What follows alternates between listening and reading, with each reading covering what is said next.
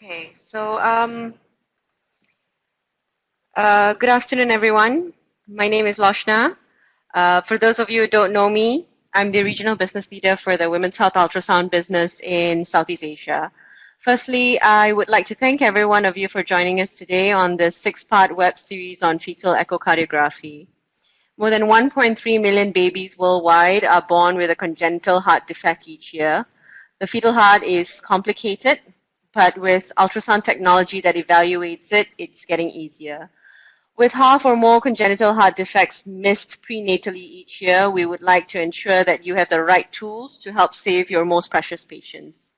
So with this, we took the opportunity to engage Dr. Balu Vaidyanathan, a pediatric cardiologist, to share with us his expertise on protocols for fetal echo. He has kindly agreed to discuss how he personally assesses patients in his daily clinical practice. I truly hope everyone finds this webinar beneficial, and with that, I would like to start the webinar with Dr. Balu Vaidyanathan.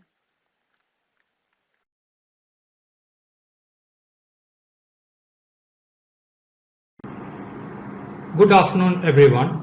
I am Professor Balu Vaidyanathan, a pediatric and fetal cardiologist from Cochin, India. I welcome you to this fetal echocardiography webinar series organized by the Asian segment of GE Healthcare. This is the first lecture of a series of 6 lectures in this webinar.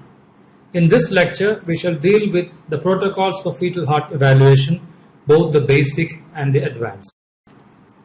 Let us begin this webinar series by offering a prayer for all the human beings and the forms of life in the world. We are going through an unprecedented difficult times in the form of the COVID-19 pandemic, and let us sincerely pray that the world will get over this pandemic as soon as possible. We are going to talk about congenital heart defects or birth defects of the heart. For those of you who are not familiar with this terminology, it is important to understand that congenital heart defects constitute one of the most common types of congenital malformations in newborn infants. The prevalence is about 6 to 8 per thousand live births. About 25% of these problems are critical in the first few months of life. Now, congenital heart defects are an important cause of infant mortality, especially in countries where the IMR is low, that is less than 20. Now, in the Asian countries, due to large populations, there are a large number of children with congenital heart defects. Hence, it's an important child health problem in low and middle income countries as well. Now, what is the optimal time to diagnose a major or severe form of congenital heart defect? That is, during the pregnancy stage itself. We can talk about the fetal heart evaluation from different levels of expertise. At the primary level, at the very basic level, we are talking about screening for heart defects in all pregnancies. These are usually done by obstetricians or trained medical officers or sometimes trained sonologists. Then we have a secondary level of expertise where the sonologist is expected to diagnose the heart defect, provide a basic counseling to the family, and then refer the patient to a detailed evaluation by a fetal cardiologist. Most of these evaluations are done by experts in fetal medicine, radiology, or trained obstetricians. Then we have a tertiary level, which is usually at the level of a pediatric cardiac care center. Here, the evaluation of the fetal heart is performed by fetal cardiologists who are either trained pediatric cardiologists or highly specialized fetal medicine experts. Now we can discuss the approaches for antenatal screening for congenital heart defects from 2 perspectives. The first is to screen everyone, which is a low-risk approach. And the second is to offer a targeted high-risk study to a certain selected groups of populations who are known to have a higher risk for having a heart defect in the fetus. So what are these high-risk cases? Well, these constitute the indications for fetal echocardiography. It is important to remember that only 10 to 20% of all heart defects occur in these high-risk pregnancies. The majority of the heart defects, about 80%, occur in pregnancies which are low risk with no risk factors at all. From the high-risk features can be discussed from 3 perspectives. First is from the fetal aspect. From the indications from the fetal perspective include whenever there is an abnormal heart on screening ultrasound. That is perhaps one of the most important reasons. Presence of extracardiac anomalies involving the gastrointestinal tract, spina bifida, and so on.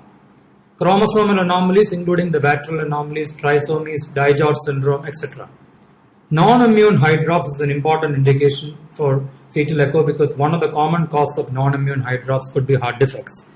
Irregular heartbeat, increased first trimester nuchal translucency, an abnormal cardiac axis, and infants who are conceived by IVF or ICSI all will constitute a relatively high-risk group.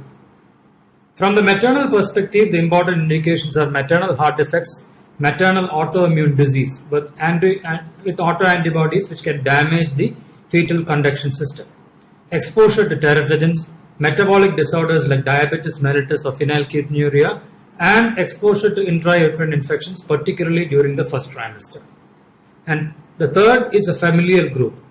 A previous child with congenital heart disease, paternal congenital heart disease, or family history of Mendelian syndromes like tuberous sclerosis, Noonan syndrome, or DiGeorge syndrome.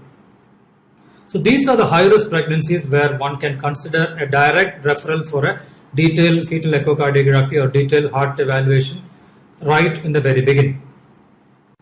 Now let us see the first case scenario. So this is a typical screening scenario. So the patient is a 22-year-old primary gravida who is married for 1 year. There are no risk factors for congenital heart defect like the ones which we just detailed. There is no family history of heart defects. So the woman needs to undergo a routine ultrasound evaluation at around 18 to 20 weeks pregnancy. Now here, the person who is doing the scan cannot be concerned with just the heart alone. The phonologist has the whole baby to scan, and there are a large number of patients to be scanned in one day. So we cannot devote a humongous amount of time just for the evaluation of one organ. So the screening has to be very brief, very short, and should have a very high sensitivity. So what is recommended is a basic 3-view technique for screening. So the 3 views are the 4-chamber view, the outflow tract, and here we can see the left ventricular outflow tract, and then the 3-vessel view. I shall discuss the salient features of each of these views subsequently. So here we will just understand that for the basic screening, these 3 views will be adequate. Now studies have looked into the cost effectiveness of screening strategies for the fetal heart. People included different strategies like the 4-chamber view with outflow tracts, nuchal translucency, and fetal echocardiography. And this particular study, which is published in 2014 by Pinto et al., showed that the most effective and the least costly strategy was 4-chamber with outflow tract. Hence, for the population-based screening, for screening large populations, a combination of 4-chamber with outflow tracts, which is outflow and 3-vessel, would be the most effective strategy. Now let us move on to a second case scenario which has more risk factors. So this is a 30-year-old primary gravida who is 19 weeks pregnant. There is history of primary infertility for 7 years. This pregnancy has been conceived by artificial reproductive technology. The woman also has history of diabetes mellitus, which is detected at 13 weeks. The first trimester nuchal translucency, the measurement was 3.2 millimeters, so it's somewhat borderline. The other markers were negative, and this lady has been referred to you for a detailed anomaly scan. So what is the recommended protocol in this situation? And one of the most easily applicable protocols which everybody can do are the ISOAP practice guidelines for fetal heart evaluation in the mid-trimester anomaly scans. This has been published in 2013. So let us see this ISOAP protocol in detail. So the ISOAP protocol involves a sweep across the transverse plane of the fetus from the caudal to the cranial direction.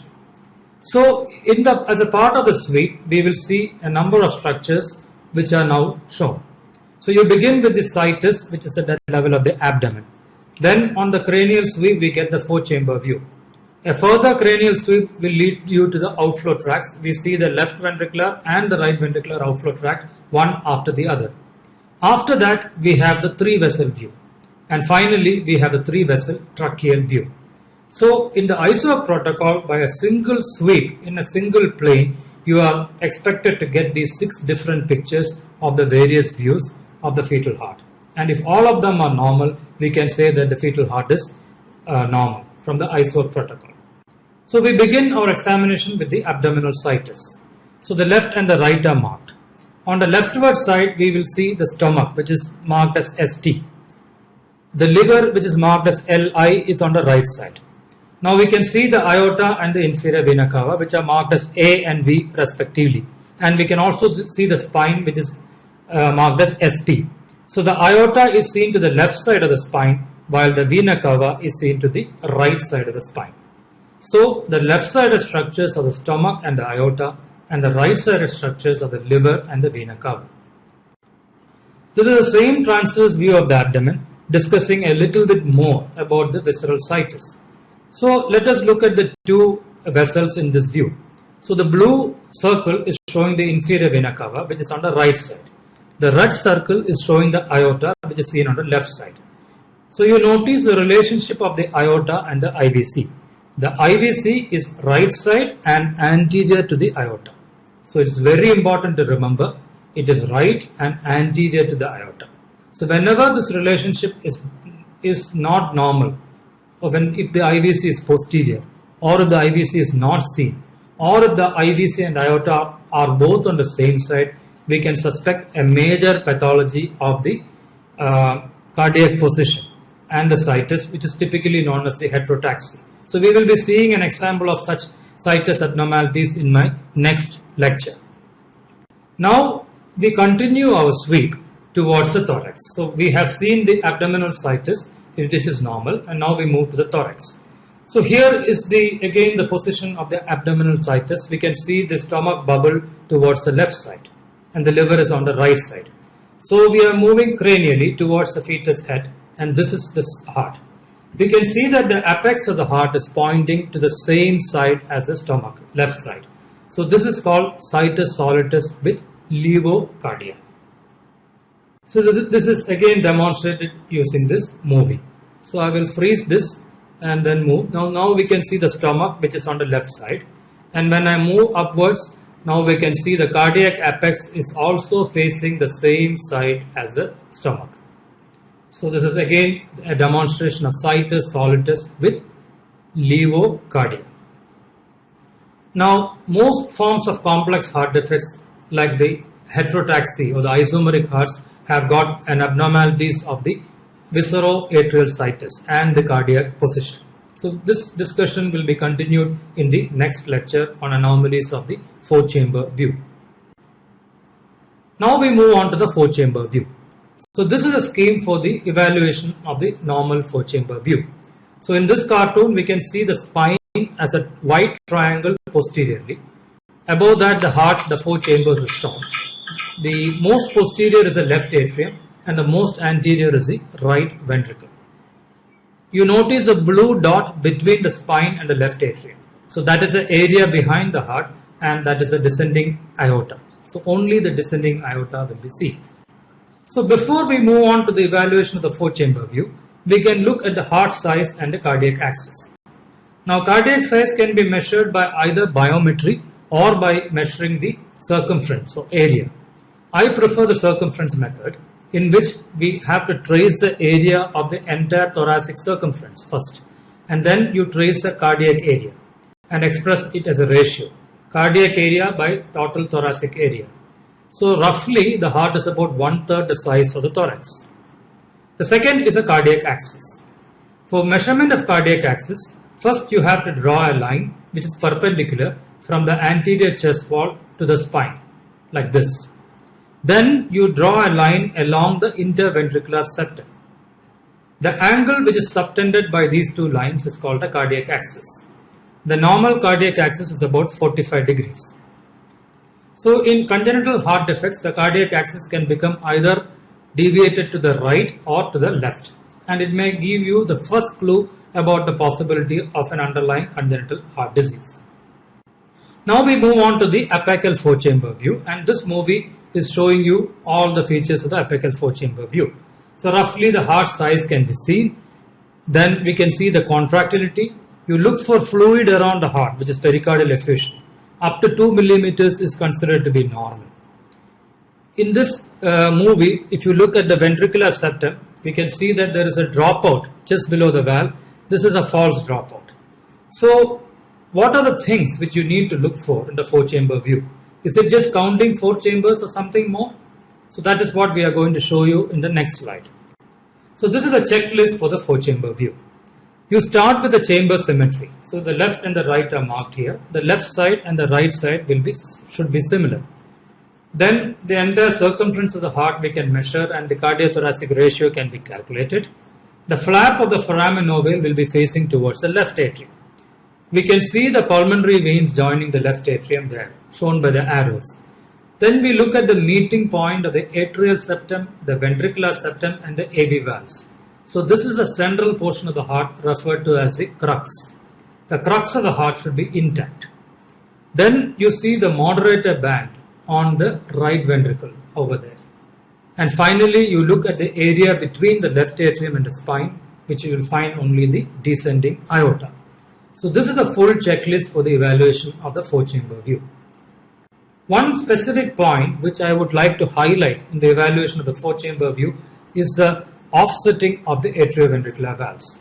Now in this movie, which you will see it running shortly, the left and the right are marked.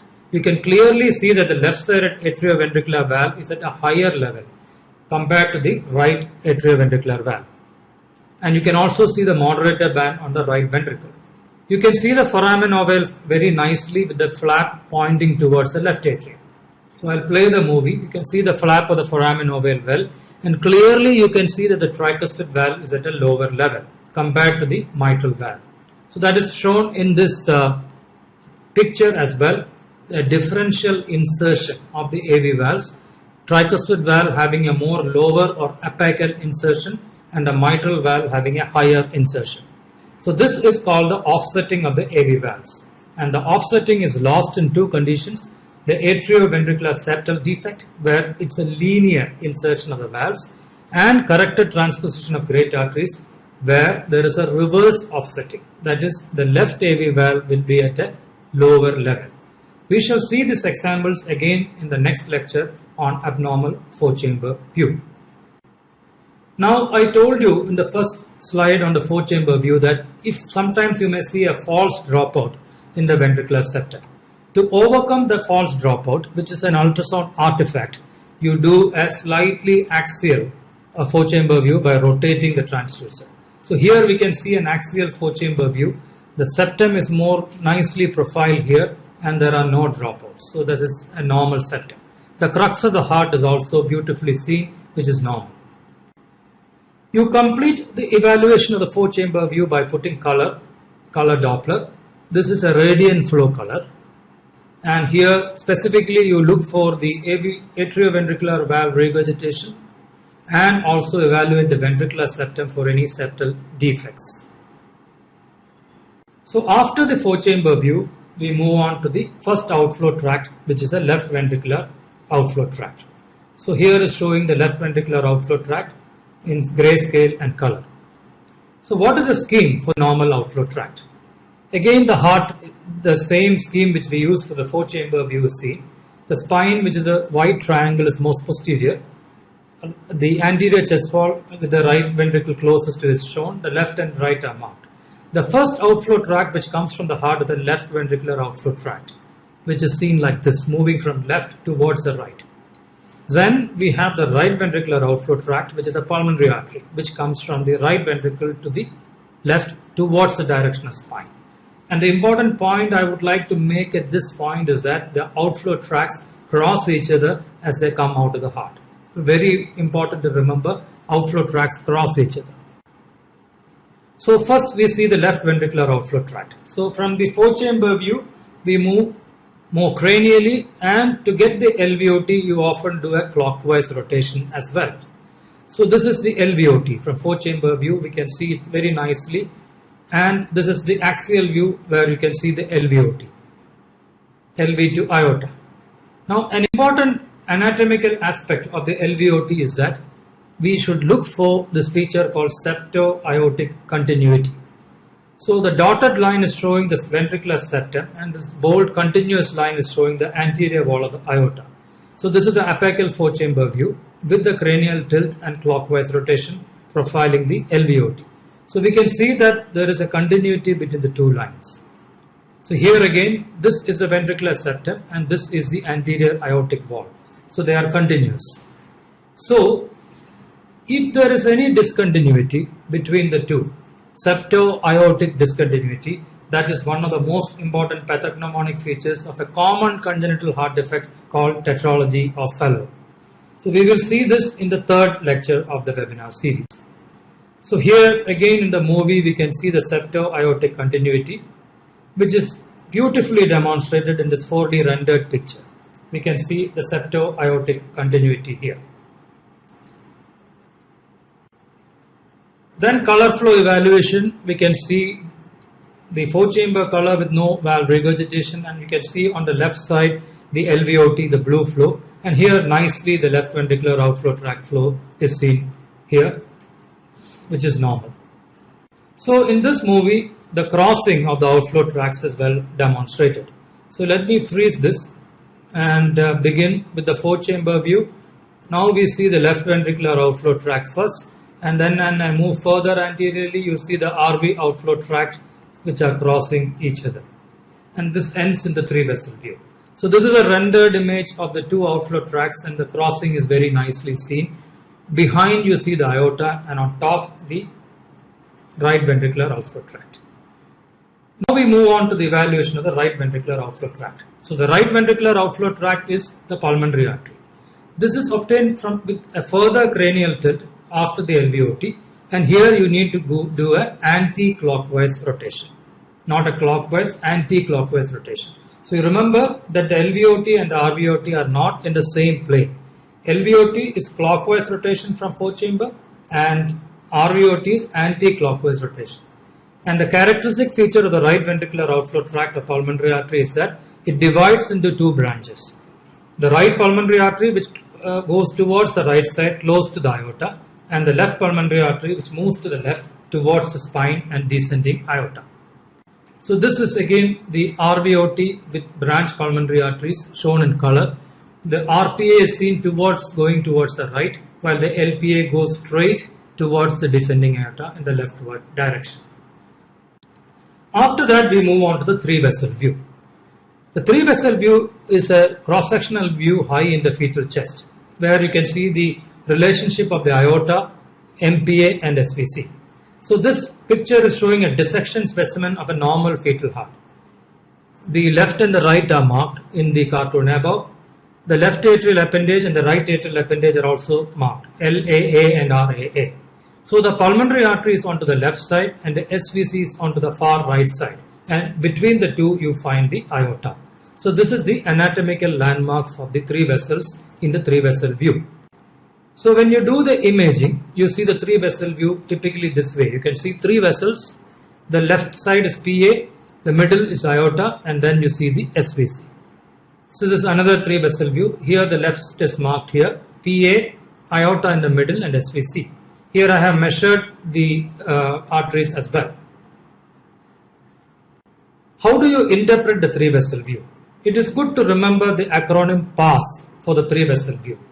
PASS stands for P for pulmonary artery, A for aorta, and S for SVC. So left to right you have PASS. Anterior to posterior you have PASS. And largest to smallest you have PASS. So PA is left, anterior and largest. SVC is right, most posterior and smallest. So let us see two examples. So this is an apical four-chamber views equivalent three-vessel view. So left and right are marked. So most leftward is PA, middle is aorta, and SVC is the most on the right. So we can see the size also. The largest is PA, aorta is midway, and SVC is smallest. Another, when there is a basal three-vessel view, a basal four-chamber view, you can see the three-vessel view correspondingly like this. And here on the left side, we see PA, right is the smallest SVC, and then you see the midway aorta. So three-vessel view is a very important view in the evaluation of fetal heart, and you should remember the different types of three-vessel view you get corresponding to the four-chamber view. You can get it like a picture on the left or a picture on the right, and everything is fine. Now we move on to the last view on the ISWAP protocol, which is a 3-vessel tracheal view. So this is a view which is more cephaloid from the 3-vessel view. The connection of the two arches can be visualized, and both the arches can be seen on the same plane. So here in this picture, which is a rendered view, we can see on the left, which is marked as L, the pulmonary artery is continuing as a ductal arch. Middle you see the aorta, and outside somewhere around the 3 o'clock position you can see the SVC with no color. If you see at around the 6 o'clock position of this picture, a chalky white structure, that's a spine. And just above the spine, you see a circle, that is a trachea. So here, the trachea is seen onto the right of the ductal and aortic arch. In this view, on anterior aspect, somewhere around the 12 o'clock position, when you image, you may sometimes see the thymus as well. So the importance of the 3-vessel tracheal view is that it enables visualization of both the ductal and the aortic arch in the same picture. So this is the 3VT view imaging. Again, you can see the ductal pulmonary artery continuing as ductal arch and the aorta continuing as aortic arch meeting together. And here is a movie. We can see the arches joining together very nicely. The V formation is seen, and we can also see the color flow is the same in both the arches. How do you interpret the 3-vessel tracheal view? So both the arches will form a V-shaped confluence. The V will be to the left of the spine and left of trachea. The color flow will be same in both the arches, and this is extremely important. This means that the blood is flowing in the normal direction out of the heart. If there is a reverse flow in one of the arches, which means that the normal one is blue and the abnormal one is red, that means that there is severe obstruction onto the red side. So the anomalies of the 3-vessel and the 3VT view we will discuss in the 4th lecture of the series with examples. So this movie is showing us the entire sequence from the LVOT towards the 3-vessel tracheal view. So let me stop, freeze this and go back and begin with the LVOT now. This is the LVOT and this is the right ventricular outflow tract. Then you see the 3-vessel view and 3-vessel view here, and then the 3-vessel tracheal view. So these structures are all coming close to each other one after the other, and unless we are very careful with the sweep, do it slowly, deliberately, we may sometimes overlap and miss the interpretation of all the views. So from the LVOT, more cranial sweep, we see LVOT, the RVOT, the 3-vessel view and the 3-vessel tracheal view. First do in grayscale and then repeat the evaluation in color. Now we move on to the final protocol, which is the detailed fetal echo. So this is the third case, which is a 36-year-old third gravida. History of diabetes in the first trimester of pregnancy. Previous baby had heart defect which required surgery.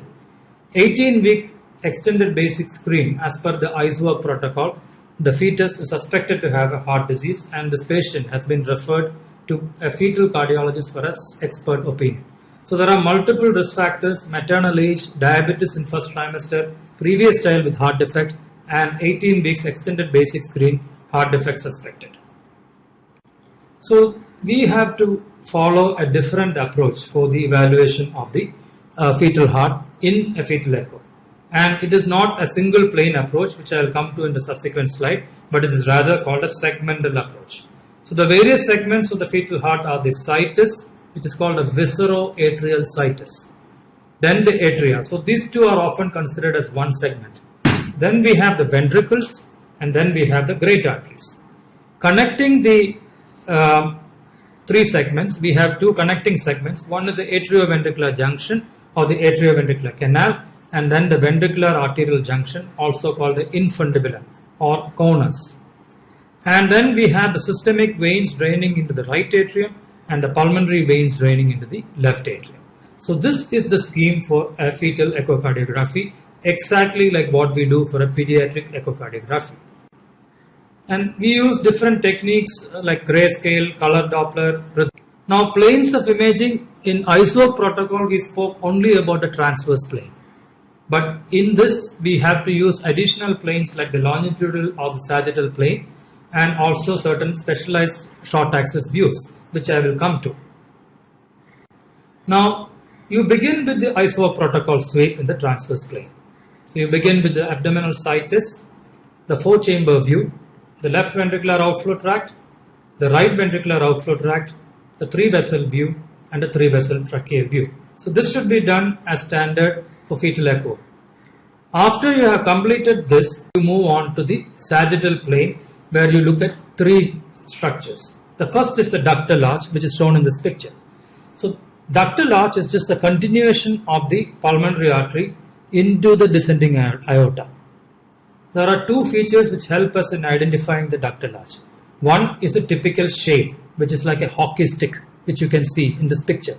And the second important feature is that there are no branches coming off from the ductal arch. Then the next arch you see in the sagittal or longitudinal plane is the aortic arch. And the aortic arch is not found in the same plane as the ductal arch. You need to do a slight rotation in the vertical axis. So the features of the aortic arch is that it's more rounded and it's like a cane handle, as we can see here. And you can see the branches to the head and neck in the aortic arch, which is beautifully seen here. So let's compare the two arches.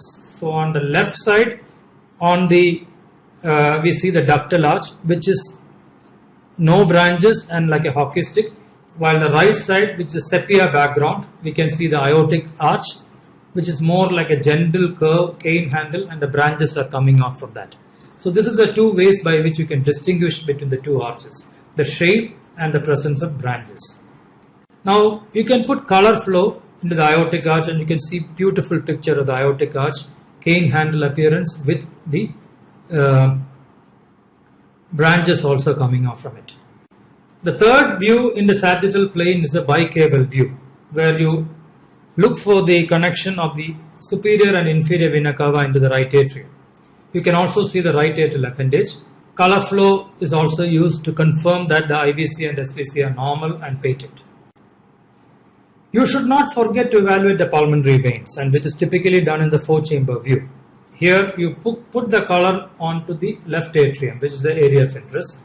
You can use specialized color formats like the high definition flow or low flow, and you put the PRF at a low scale, about 1.3, and then you can see the pulmonary veins draining into the roof of the left atrium, as shown in the arrow.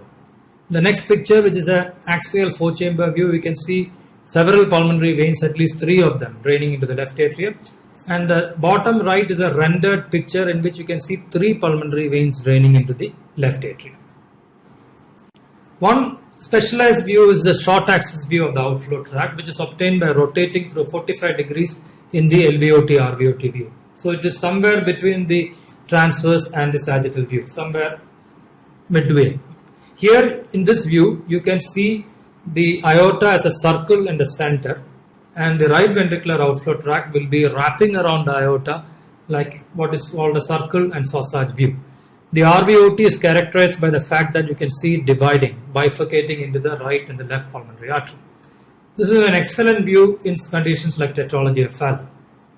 Then sometimes you may get a short axis view of the ventricular septum. This is typically again obtained by an anterior tilt from the aortic arch view, above anteriorly, with a slight anti-clockwise rotation in 45 degrees. And you may get this view. This is not really needed in most cases, but it's a good view to look at the ventricular septum. So the technique is to sweep upwards in the antero-posterior direction from the sagittal view of the aortic arch. You may need to do a slight anti-clockwise rotation by 45 degrees to get this view. And if you put color, the entire muscular ventricular septum can be seen in a very nice manner. Now we quickly move on to the cardiac biometry. Now cardiothoracic ratio I have already explained.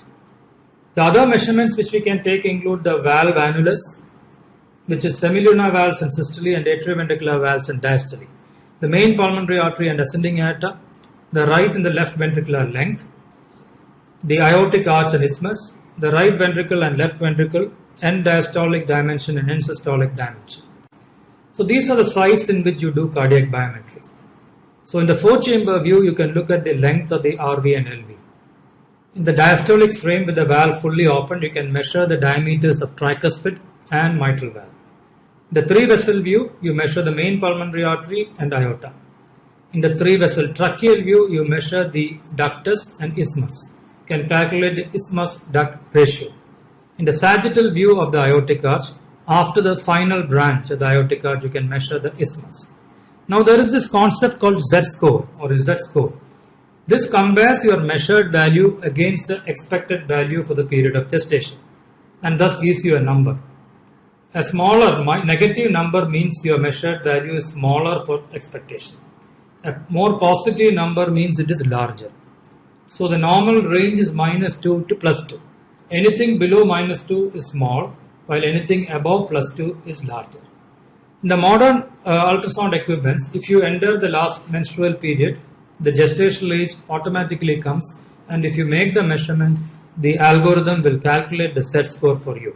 So it's extremely useful and very, very objective.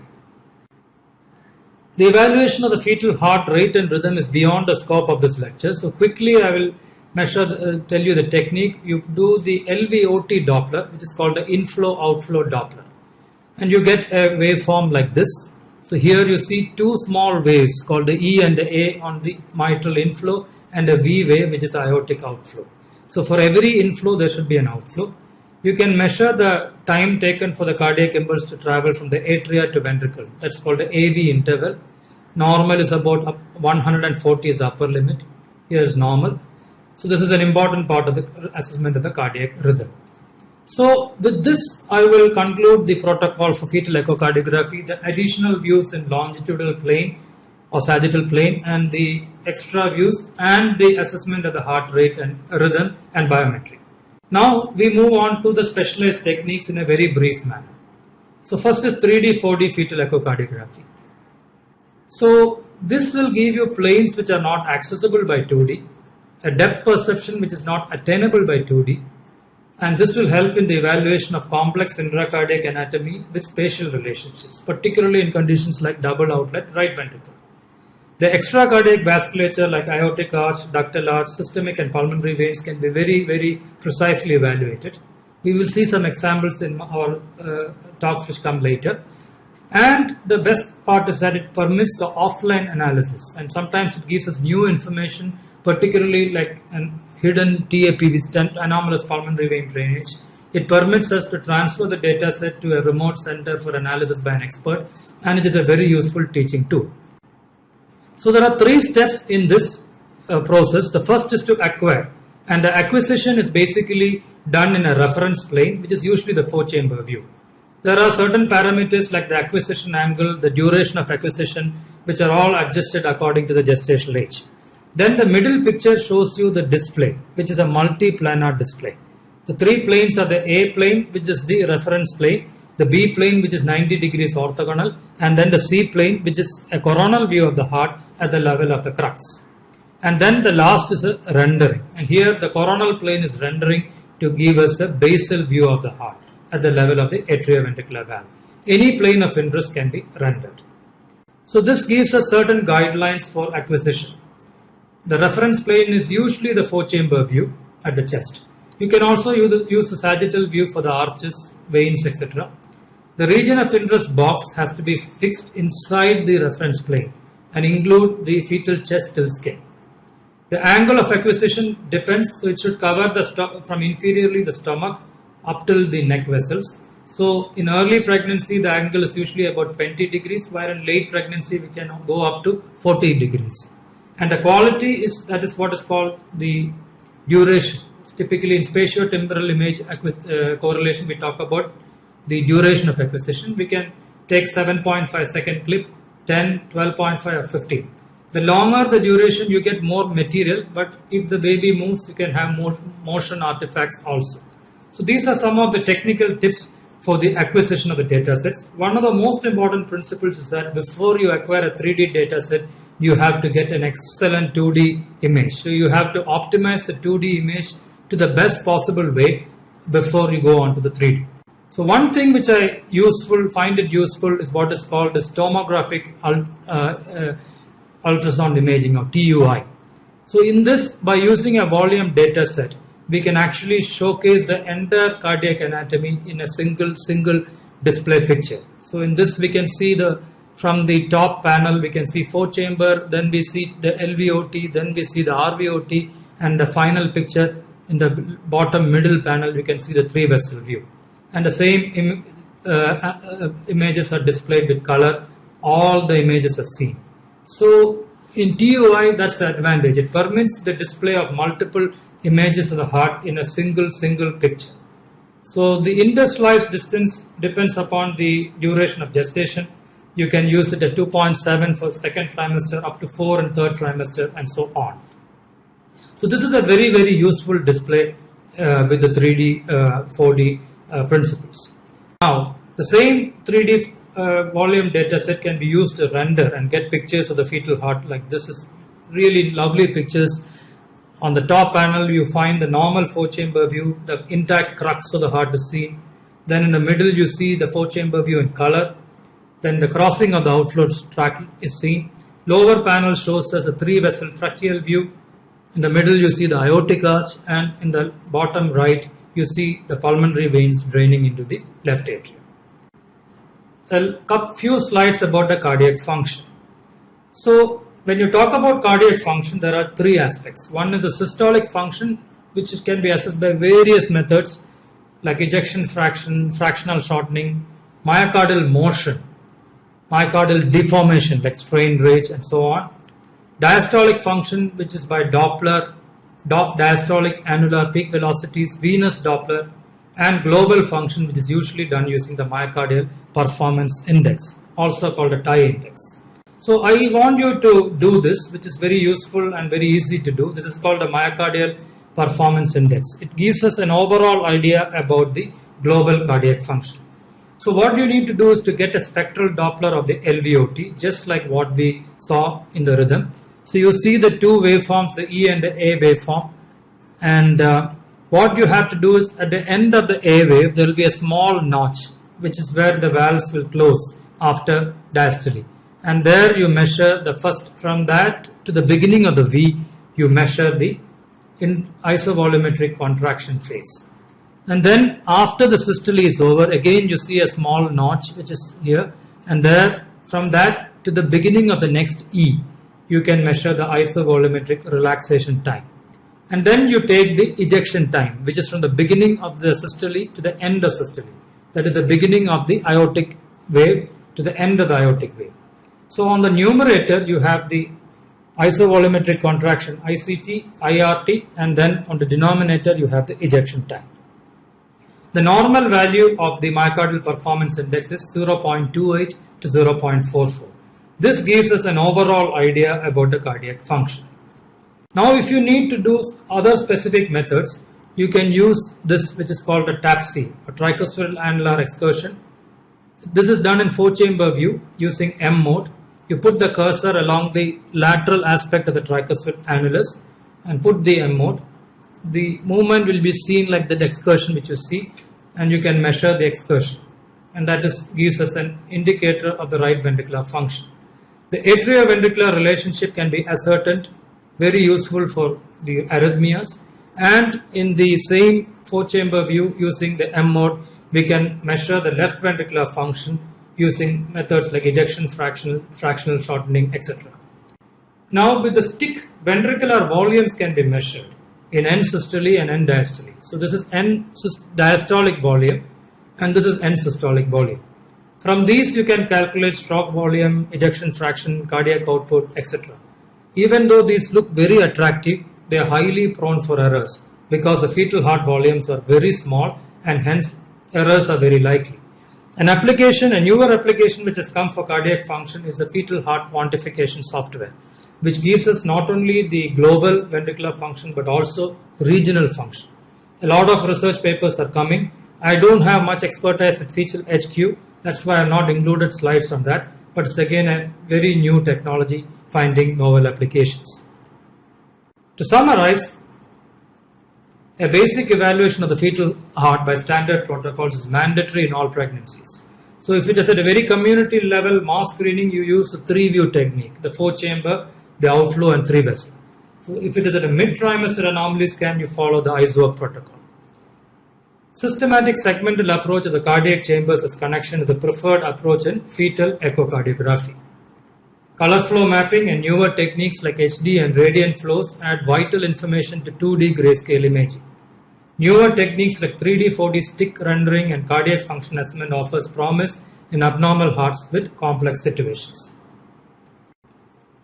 So I would like to leave you with this picture of Kochi, which is a famous Chinese fishing nets in Cochin, which is a very major tourist attraction.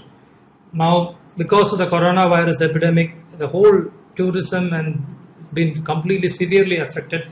Nobody is able to move anywhere. So we all have to sit and enjoy each other through webinars and web-based meetings. We do hope that this distressing times will pass soon. Let us offer a prayer once again for that. And thank you very much for listening to this. I will take questions from you over the next 15 minutes. But after that, I will see you again after 3 weeks with the second talk of my webinar series, which is Abnormal 4-Chamber View. Thank you very much.